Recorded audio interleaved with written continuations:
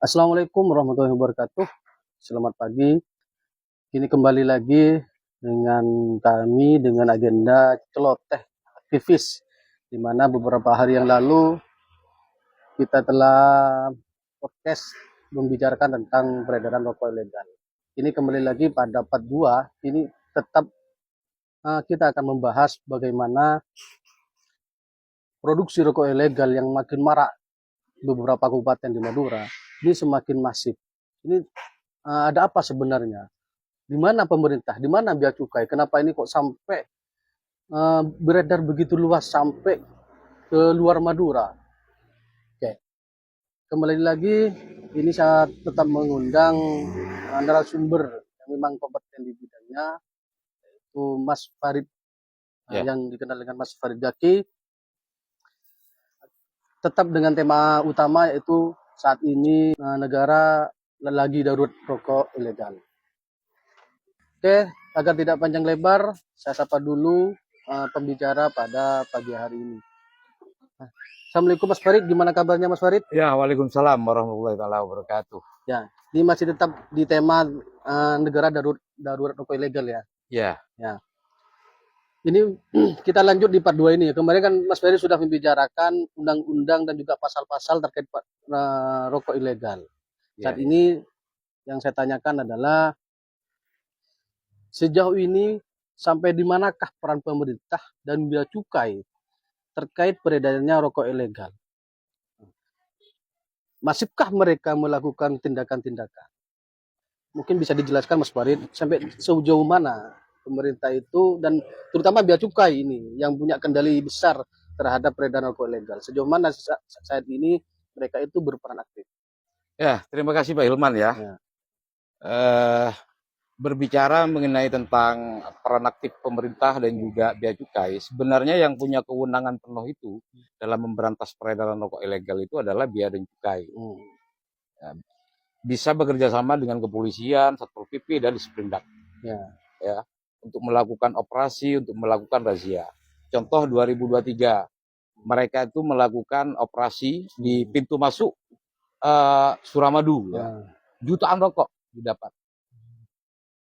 Kemudian juga melakukan grebek 2024 kemarin itu kepada distributor di Pamekasan. Kalau nggak salah di Kecamatan Larangan, itu melakukan grebek bea dan cukai. Kemudian selain itu sudah ada dananya sebenarnya di BHCHT. Itu setiap kalau di Jawa Timur itu 2,77 triliun. Se-Jawa Timur? Se-Jawa Timur. Itu dibagi ke ke seluruh kabupaten. Di seluruh kabupaten paling banyak itu Pasuruan. 200 ya. Yang menanam tembakau berarti ya.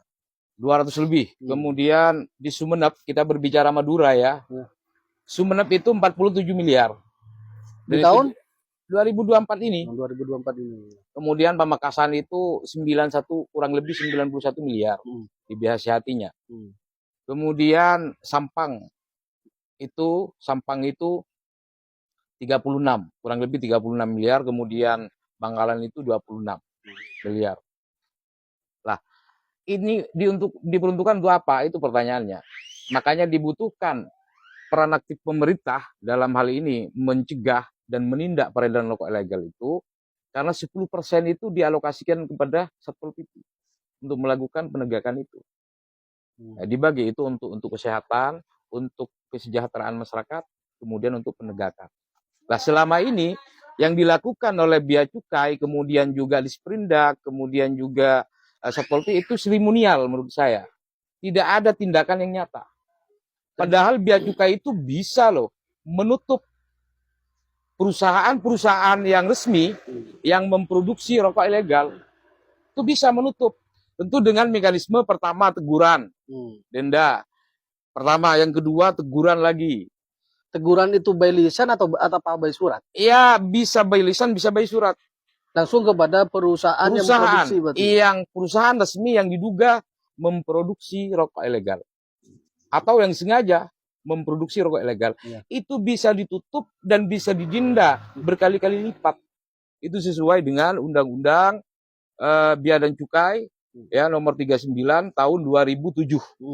pasal 54. Itu jelas di sana itu disampaikan yang memalsu rokok ilegal itu polos tanpa pita cukai. Kemudian memalsukan cukai. Cukainya itu pita cukainya tidak berhologram, yang asli itu berhologram. Banyak itu. Lah kemudian pita SKT yang seharusnya dipasang ke rokok kretek dipasang ke filter. ke SKM yang produk mesin, ya filter. Begitu. Atau pita bekas itu dipasang. Itu semua ada di pasal 54. Kata siapa? Tidak kena, tidak bisa membuat menutup perusahaan bisa. Asalkan bea cukai mau, begitu kan? Betul. Jadi selama ini bea cukai buktinya di Pamekasan itu ya sudah ada 15-an perusahaan rokok yang ditutup oleh bea dan cukai. Ada yang gulung tikar, ada yang diduga melanggar memproduksi rokok ilegal. Loh, kenapa di Sumeneb tidak bisa misalkan? Padahal kalau berbicara itu sudah ada anggarannya untuk penegakan itu, seperti yang saya sampaikan, ada 10% untuk Satpol PP itu. Ya semua di 4 kabupaten di Madura ini itu sudah sudah paten peruntukannya untuk penegakan peredaran rokok ilegal. Jangan hanya mengadakan sosialisasi, edukasi dan lain sebagainya. Itu seremonial menurut saya. Penyadaran seperti itu penting, tapi jauh lebih penting adalah ketegasan untuk penegakannya. Tindakannya itu yang dibutuhkan bea cukai. Biar tidak terkesan seremonial itu, Pak Hilman. Ya. Tadi Mas Farid mengatakan di Kabupaten Pamekasan sudah ada 15 perusahaan rokok ilegal yang ditutup oleh bea cukai. Cuma di Kabupaten Sumeneb ini selama ini belum tersentuh.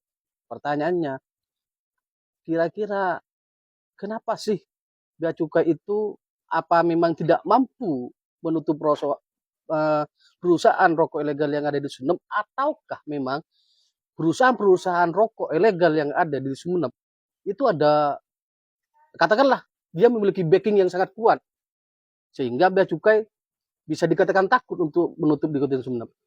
Ya, sebenarnya begini, memang cerdas ya para pemilik perusahaan ini, oknum pemilik perusahaan rokok yang resmi itu kan modusnya begini, 1 asli, 8-nya palsu, tidak resmi, tidak ilegal, itu ya, itu modusnya. Ada 1 orang perusahaan, 2 orang perusahaan misalkan resmi, tapi punya rokok yang ilegal 6, 8, gitu kan. Kemudian pembingkisannya itu dan bungkusnya itu tidak dikerjakan di gudang atau di perusahaannya, di pabriknya, tapi di rumah-rumah masyarakat. Dibungkus itu di rumah-rumah masyarakat dengan dalih ini bermanfaat bagi masyarakat. Betul, itu. Lah kemudian cukai itu bisa, makanya aneh ketika cukai itu mengatakan tidak bisa. Lah kemarin kan ada ada penangkapan rokok ilegal 2023 cukai Madura ini ya, mengatakan bahwa jangan dibuka dulu, itu wartawan datang dirahasiakan. Kenapa? Kan wartawan itu pingin tahu kan mereknya apa, ini punya siapa, kan begitu. Lah itu dihalangi dengan alasan masih penyelidikan. Lah makanya saya itu kepada cukai itu jangan berseremonial terlalu banyak lah. Ini kembali ke pertanyaan saya tadi. Kira-kira kenapa bea cukai kalau ke Sumeneb ini kayaknya nggak mampu gitu loh? Sebenarnya bukan tidak mampu. Kalau diduga ada backing misalkan ya bisa jadi ada backingnya. Ada backingnya untuk membackup itu, ya kan? Ada backingnya bisa jadi. Lah perusahaan di Sumeneb ini banyak sudah dari 80 ya, dari 80 perusahaan di Sumeneb yang terdaftar itu awalnya 14 ya, yang tersebar di kecamatan Buluto, Gending, Songsongan, Lenteng. Dan sekarang cakupannya lebih besar lagi karena yang sudah mengurus izin ini menurut Disperindak ya tahun 2003 ya, kepala Disperindak bukan kepala yang sekarang, itu sudah 66 yang ngurus izin pabrik rokok. Betul. Yang sudah operasi itu 14. Lah sekarang ini bisa bertambah lagi. Pertanyaannya, merek rokok yang dijumpai saya ketika investigasi di lapangan itu ada ratusan merek rokok. Berarti patut diduga bahwa ada perusahaan ilegal, ada perusahaan yang legal, yang resmi memproduksi rokok-rokok bodong atau rokok-rokok ilegal. Baik di Pamekasan maupun di Sumeneb. Kalau di Pamekasan, itu hampir di semua kecamatan. Kecamatan Pakong, Kecamatan Kadur, Kecamatan Larangan, Kecamatan Kota, Kecamatan Telanakan, Kecamatan Pasian, Kecamatan Pegantanan, hampir semua kecamatan. Dari 14 kecamatan mungkin 10 kecamatan lah. Yang memproduksi. Iya betul. Anggaplah home industry kalau di Pamekasan itu. Lah, Sumeneb ini hampir menjadi home industry rokok ilegal. Ya. Terus selanjutnya ini Mas Farid, ini lebih pada saya mau bicara tentang fokus peran bea cukai. Ini tentunya peredaran rokok ilegal di Madura yang semakin besar ini patut diduga memang ada praktek-praktek yang memang dimainkan oleh beberapa pihak, baik itu pihak bea cukai, baik itu pemerintah, baik pabrik atau perusahaan rokok itu sendiri. Pertanyaan saya Mas Farid, kira-kira apa modus permainan yang dilakukan oleh bea cukai dan pabrik rokok ilegal? Ya, baik, terima kasih Pak Hilman ya. Sebenarnya cukai itu tahu daftar rokok, daftar perusahaan semua dan produksi rokok itu tahu cukai. Bea cukai itu tahu. Kalau dalam hal ini bea cukai Madura ya. Itu tahu semua milik siapa, rokok produksinya apa. Lah, yang sekarang itu yang anggaplah modus baru ya. Yang dimainkan oleh bea cukai yang gimana? modus baru itu ada perusahaan resmi tapi tidak memproduksi rokok, diduga tidak memproduksi rokok karena nggak ada kok. Hanya butuh pita cukainya lah, tapi rutin nepus pita cukai. Bisa saja pita cukainya itu dialihkan ke orang lain dan lain sebagainya. Lah, itu bea dan cukai harus cermat dan cerdas dan harus tegas, turun ke bawah, selidiki. Ini bisa terjadi di Kabupaten Sumeneb. Ya juga di Pamekasan. Perusahaan-perusahaan yang ada di Kabupaten Pamekasan maupun Sumeneb terutama di Kecamatan Songsongan, di Kecamatan Ganding, Lempeng itu bisa terjadi. Orang punya perusahaan, ya kan? Perusahaan nepus pita rutin, tapi tidak memproduksi yang resmi. Ini kan permainan. Yang salah ini di mana? Apakah pemilik pabrikan atau bea cukainya sendiri atau keduanya ini memang main? Lah, itu dugaan saya ya. Bisa saja itu yang bea cukai pura-pura tidak tahu. Walaupun dia untuk mencapai target penjualan pita cukai mungkin begitu ya. Betul. Tidak boleh bea cukai itu hanya mengejar target. Cukai tahun ini harus sekian, bulan ini harus sekian, tidak boleh. Jadi bea dan cukai itu harus turun ke bawah. Makanya saya katakan kenapa Sumeneb itu aman-aman saja menurut Pak Hilman ya. Ya bisa saja ada backingnya dan lain sebagainya. Makanya yang aneh itu rokok dikirim ke Jawa lolos. Rokok dikirim ke Bali lolos. Ya kan? Ya, tahu sampean 2 juta rokok yang ditangkap di depan pintu Suramadu itu polisi yang nangkap. Kebetulan dia operasi tentang hari raya. Tapi ada truk lewat, dia hentikan, ternyata ada muatan itu. Lah, itu diantarkan ke cukai karena tidak boleh polisi itu melakukan penindakan ya. Penindakan itu, tapi diserahkan kepada yang berwenang. Yang berwenang itu bea dan cukai. Lah, menurut saya bea cukai ini sedikit mandul. Ya, mandul untuk Sumeneb, untuk Pamekasan karena untuk 2000 ini maraknya ya, 2022, 23, 24 ini marak, terutama 2023 dan 2024 ini semakin merajalela peredaran rokok legal. Ya, tapi apa yang dilakukan oleh cukai? Tidak ada hanya sosialisasi, edukasi dan lain sebagainya. Dananya besar loh. Bea dan cukai itu. Dana operasionalnya. Selanjutnya Mas Farid. Tentunya dengan peredaran praktik ilegal yaitu rokok di Madura ini tentunya banyak hal-hal yang dirugikan termasuk merugikan negara. Kira-kira apa saja kerugian negara akibat produksi rokok ilegal ini? Ya. Perusahaan resmi yang memproduksi rokok ilegal, yang diduga memproduksi rokok ilegal, jelas rokok ilegal itu merugikan negara. Dan kerugiannya di mana ini kerugiannya? Mungkin kerugian negara itu ketika ilegal berarti tidak membayar apapun. Itu bisa diduga penggelapan uang, penggelapan pajak dan merugikan uang negara. Itu bisa masuk di TPPU, Undang-Undang Nomor 8 Tahun 2010, Pasal 345 dan juga Undang-Undang Tindak Pidana Pemberantasan Korupsi, Undang-Undang Nomor 20 tahun 2021. Karena ini apa namanya, ya pidana-pidana khusus seperti narkoba, kemudian seperti rokok ilegal ini bisa masuk di unsur pencucian uangnya. Karena potensi merugikan negara atau jelas-jelas merugikan negara itu bisa dilaporkan korupsi dan TPPU. Saya pertegas dulu ya terkait TPPU itu.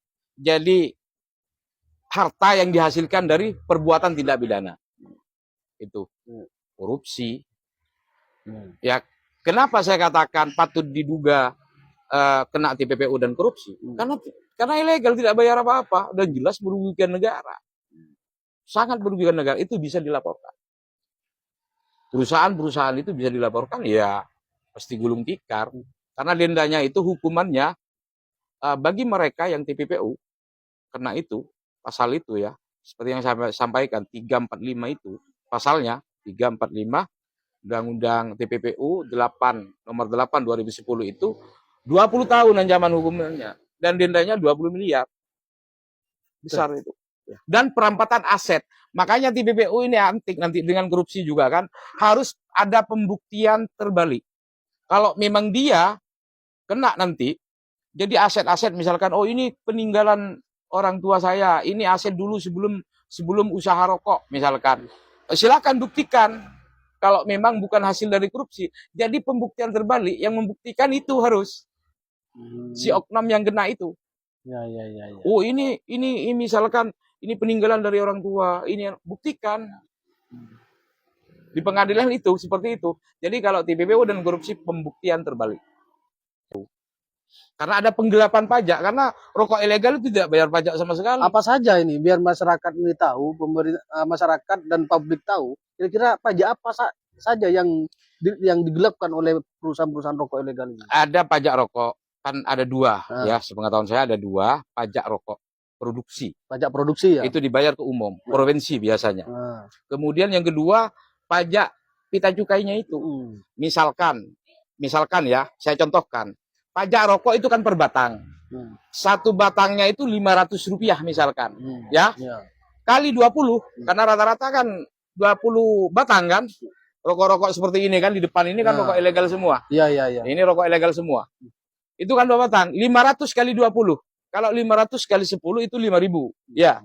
Berarti 10.000. 10.000 itu kali berjuta-juta rokok. Berjuta-juta batang rokok. Berapa kerugian negara? Kalau yang Semarang itu kan saya sudah sampaikan, 347 juta batang. Itu 92 miliar kerugiannya. Itu dalam, kan kalau begini Pak Hilman ya, saya sudah sampaikan, produksi rokok yang SKM itu per menitnya, kalau yang Semarang itu 1.200 per menit. Bahkan operasinya, padahal operasinya kalau di perusahaan-perusahaan yang diduga memproduksi ilegal itu berjam-jam, berbulan-bulan, karena sip-sipan. Pagi beda, siang beda, malam beda. Jadi kerja on time. Berapa puluh juta rokok itu. Berarti bisa miliaran sampai triliunan ini kerugian negara akibat produksi rokok ilegal ini. Bu, ini triliunan. Kalau Madura ya, Madura saja bisa. Bisa triliunan Madura saja. Bayangkan, saya tadi menyampaikan kan, satu orang punya rokok yang asli, atau 2 yang asli, 8 bodong. Lah, yang bodong-bodong ini nggak mungkin sudah membayar pajak apapun. Ya, rokok-rokok ini nanti, ya seperti ini kan, saya katakan ini kan rata-rata rokok seperti Hammer ini kan, ini 20. Kalau 500 seperti yang saya sampaikan, kali berarti 10 pajaknya yang harus dibayar. Ternyata tidak bayar apa-apa. Kalikan jutaan batang rokok. Sudah fantastis berarti ya. Keuangan yang luar biasa ini bisa, dan merugikan negara ini. Dan penghasilannya pun luar biasa, Pak Hilman. Bisa ratusan juta tiap hari. Bayangkan distributornya saja puluhan juta setiap hari itu. Apalagi yang memproduksi. Bisa setiap minggu. Apalagi ya produsennya, pemilik pabriknya. Kan sistemnya begini, ini canggihnya. Produsen itu tidak mau tahu, jual ke distributor. Ini saya mau jual rokok. Kan 1 karton itu 4 bal. Kalau rokok yang sudah jalan itu 1.400.000, 1.300.000, ya kan? Ya. Dijual ke distributor nih, saya jual 1.250.000. Tak, diterima oleh distributor. Dijual ke sales, ke pertokoan, ke apa orang-orang dekatnya ini jual rokok. Saya mau jual 1.450.000, sudah 150 satu bal. Bayangkan puluhan ribu bal, ribuan bal, kalikan. Jadi distributornya saja kaya raya, apalagi produsen atau pemilik perusahaannya. Oke, melihat maraknya praktek ilegal dalam bidang rokok ini, kira-kira apa langkah Mas Farid untuk memberantas rokok ilegal di Madura, termasuk di Kabupaten Sumeneb dan Kabupaten Pamekasan? Ya, terima kasih Pak Hilman. Makanya saya itu hampir tiap hari turun ke lapangan mencari merek-merek rokok. Ya, ada merek rokok Big Boss, merek rokok Lukman, merek rokok ini, merek rokok Esmel, Nice, kemudian Hammer, Gucci, Gucci Black, dan juga rokok ini, rokok Genesis, semua rokok apa namanya, rokok Siva.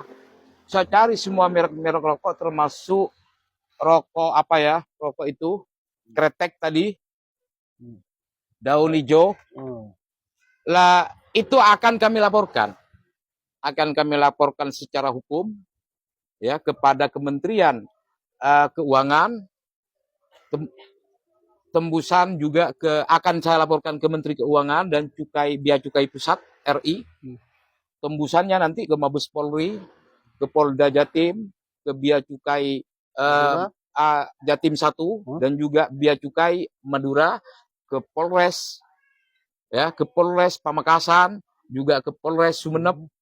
Itu saya akan tembusin nanti semua. Juga termasuk ke Disperindak Jawa Timur, kepada Bupati berarti ya, kalau ya semua. Iya.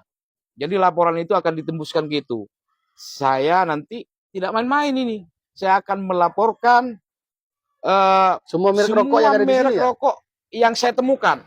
Untuk sementara bisa 70 atau 80 merek ya. Yang ditemukan. Merek yang sudah ditemukan. Ya syukur-syukur nambah lagi nanti. Itu yang akan dijadikan lampiran barang bukti ke Kementerian Keuangan, karena Bea Cukai ini di bawah naungan Kementerian Keuangan, begitu kan? Dan juga ke Bea Cukai RI. Saya tidak main-main ini. Saya akan laporkan, kemudian saya mau konsultasi dulu ke teman-teman saya yang juga aktif sebagai advokat. Kita akan koordinasi karena ini bahaya kalau dibiarkan. Negara sangat dirugikan, rakyat juga dirugikan. Ini Pak Hilman. Yang diuntungkan siapa? Yaitu para kartel-kartel rokok ilegal ini, para mafia-mafia rokok ilegal ini. Termasuk yang memproduksi begitu kan? Lah ya itu mafia-mafianya, kemudian turun kepada distributor kartel-kartelnya dan anak-anak buahnya itu. Siapa yang dikaya? Siapa yang kaya? Siapa yang berlimpah ruah? Bukan masyarakat, Pak Hilman. Betul. Masyarakat itu jual tembakau misalkan dibeli 70.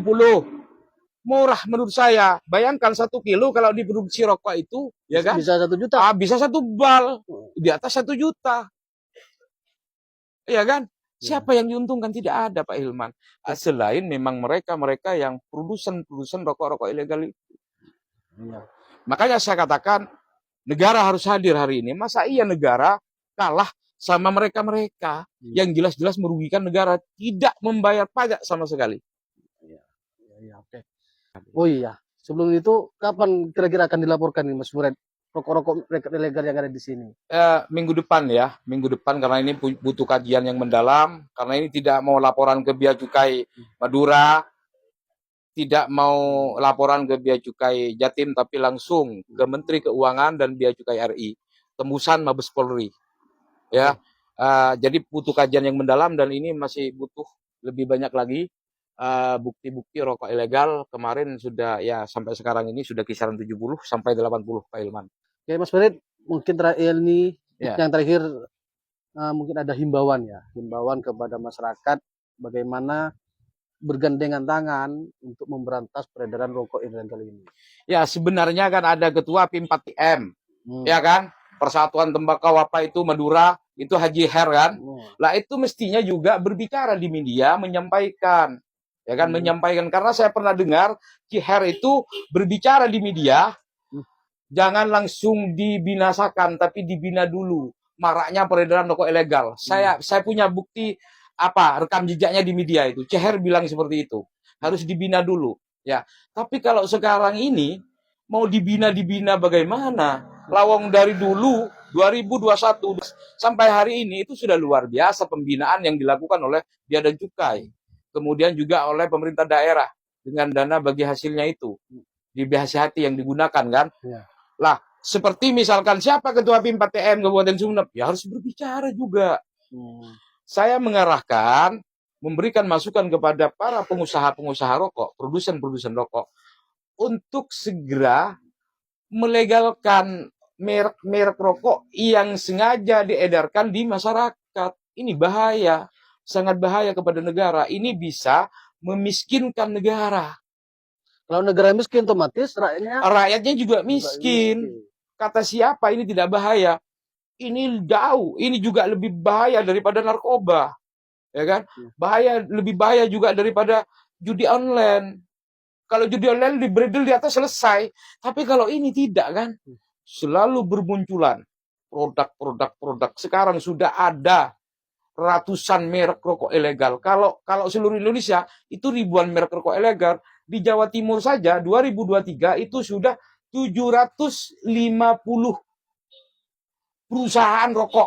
Kira-kira segitu ya? Iya, yang aktif itu kurang lebih 420 berapa begitu. Ini bahaya. Jadi saya berharap menghimbau kepada para pengusaha-pengusaha rokok, ya legalkan rokok produksinya, ya biar negara tidak miskin. Dan mohon maaf terkait rokok yang hasil investigasi saya ini akan saya laporkan kepada Menteri Keuangan, Bea Cukai RI, tembusan kepada Mabes Polri, dan juga kepada seluruh Polres, terutama di Madura, dan juga Bea Cukai Jawa Timur, Bea Cukai Madura. Saya kira itu Pak Hilman. Terima kasih atas waktunya Mas Farid. Sampai di sini saja, sampai ketemu lagi di part-part selanjutnya. Semoga ini pembahasan rokok ilegal ini semakin menarik dan semakin memberikan nuansa yang lebih baik bagi masyarakat di Indonesia, terutama di Madura. Semoga apa yang disampaikan ini menjadi bahan yang bagus dan bisa merubah pola pikir para pelaku-pelaku praktek ilegal di bidang rokok ini. Sekian dari saya, terima kasih. Wassalamualaikum warahmatullahi wabarakatuh.